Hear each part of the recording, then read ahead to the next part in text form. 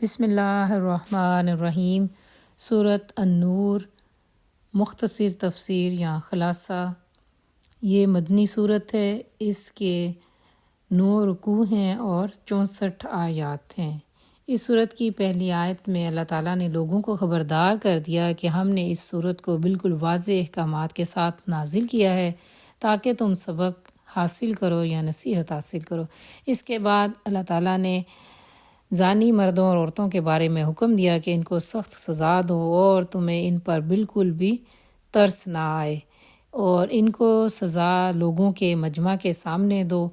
اس کے بعد بتایا کہ زانی کے ساتھ اہل ایمان کا نکاح حرام ہے۔ اگر کوئی پاک دامن عورتوں پر تہمت لگائے تو اس پر 4 گواہ پیش کرے۔ اگر وہ ایسا نہ کر سکے تو اس کو 80 کوڑے مارے جائیں اور اس کی شہادت کبھی قبول نہ کی جائے، تاکہ معاشرے میں فتنہ و فساد وہ ختم ہو۔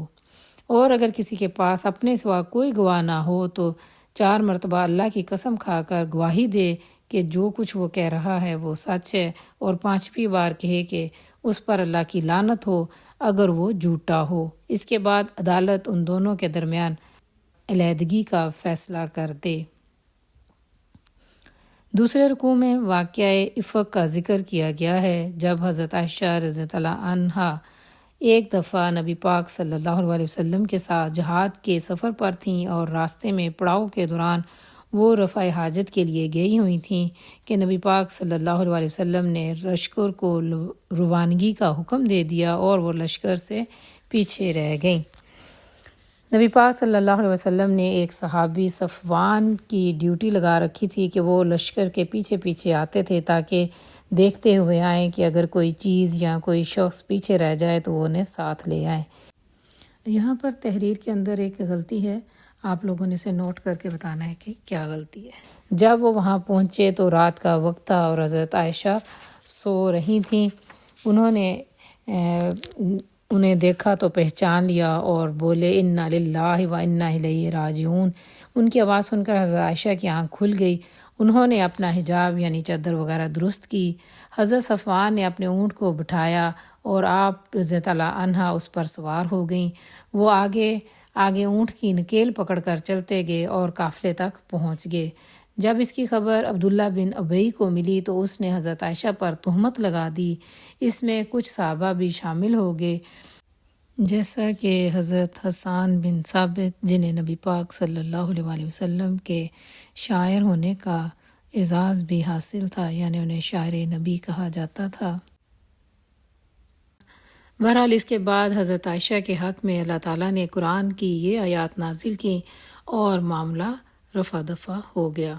اللہ تعالیٰ نے فرمایا کہ اگر کوئی کسی پر بہتان لگائے اور 4 گواہ پیش نہ کر سکے تو اس پر حد قذف یعنی 80 کوڑے اسے مارے جائیں، تاکہ الزام لگانے والوں اور افواہیں پھیلانے والوں کی حوصلہ شکنی ہو۔ فحاشی اور بے حیائی کی باتیں پھیلانے والوں کو دنیا میں کوڑوں کی سزا دی جائے اور آخرت میں بھی ان کے لیے دردناک عذاب ملے گا۔ رکوع نمبر 3۔ اس رکوع میں لوگوں کو خبردار کیا گیا ہے کہ شیطان کے نقش قدم پر نہ چلیں، یعنی شیطان کے بہکاوے میں نہ آئیں۔ حضرت ابوبکر صدیق کی زیر کفالت ان کے ایک رشتہ دار صحابی مستہ بن اساسہ بھی اس میں شامل ہو گئے، جس کو بعد میں حضرت ابوبکر صدیق نے قسم اٹھا لی ان کے بارے میں کہ میں کفالت یا مدد نہیں کروں گا، جس پر اللہ تعالیٰ نے یہ آیات نازل کی جس میں حکم دیا گیا کہ عفو درگزر سے کام لو، کیا تم نہیں چاہتے کہ اللہ بھی تمہیں معاف کرے۔ ان آیات کے نازل ہونے کے فوراً بعد حضرت ابوبکر صدیق نے ان کا وظیفہ بحال کر دیا اور مزید یہ بھی بتایا کہ خبیث مردوں کے لیے خبیث عورتیں ہیں اور پاکیزہ مردوں کے لیے پاکیزہ عورتیں، یعنی کہ حضرت عائشہ ایک کی پاک دامنی کو ثابت کیا۔ رکوع نمبر 4۔ اس رکوع میں بتایا گیا کہ گھروں میں داخل ہوتے وقت سلام کیا کرو، یعنی اجازت لے کے داخل ہوا کرو، اور اپنی نگاہوں کی اور اپنی عفت و عصمت کی حفاظت کیا کرو، اور ساتھ ہی ساتھ نکاح کی ترغیب بھی دی گئی۔ رکوع نمبر 5 میں بتایا کہ زمین اور آسمان جو ہے وہ اللہ تعالیٰ کا نور ہے، اس کی نشانیوں میں سے ہے، اس پر غور کرنے سے اللہ کی قدرت کا اعتراف کرنے کی طرف توجہ دلائی گئی، اور کافروں کے اعمال کو سراب سے تشبیہ دی گئی، یعنی کہ قیامت کے روز کافروں کے اعمال بے حقیقت ہوں گے۔ رکوع نمبر 6 میں پرندوں کا ذکر کیا گیا کہ وہ آسمان پر کس طرح سے اپنے پر پھیلائے رہتے ہیں اور اللہ کا ذکر کرتے ہیں۔ پھر بادلوں اور ان کے برسنے کا ذکر کیا گیا، جانداروں کا ذکر کیا گیا جن میں 2 پاؤں والے اور 4 پاؤں والے، اور زمین پر اپنے منہ کے بل رینگنے والے جانوروں کا ذکر آیا، اور ساتھ ہی یہ بتایا گیا کہ اللہ تعالیٰ جسے چاہتا ہے سیدھی راہ کی ہدایت دیتا ہے۔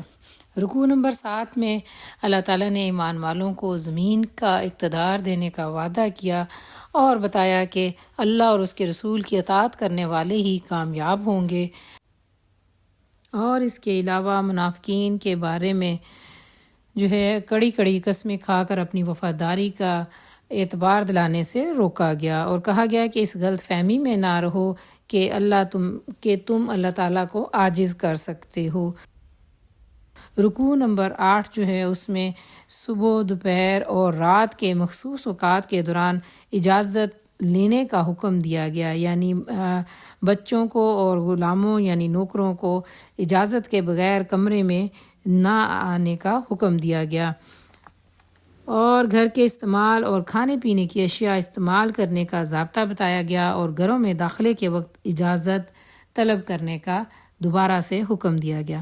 رکوع نمبر 9 میں یعنی آخری رکوع میں بتایا گیا کہ جب مومن کسی قافلے کی شکل میں نبی پاک صلی اللہ علیہ وسلم کے ساتھ ہوتے یا کسی مجمع کی شکل میں آپ کے ساتھ ہوتے، تو جب تک آپ صلی اللہ علیہ وسلم سے اجازت نہ مانگ لیتے آپ سے دور نہ جاتے، اور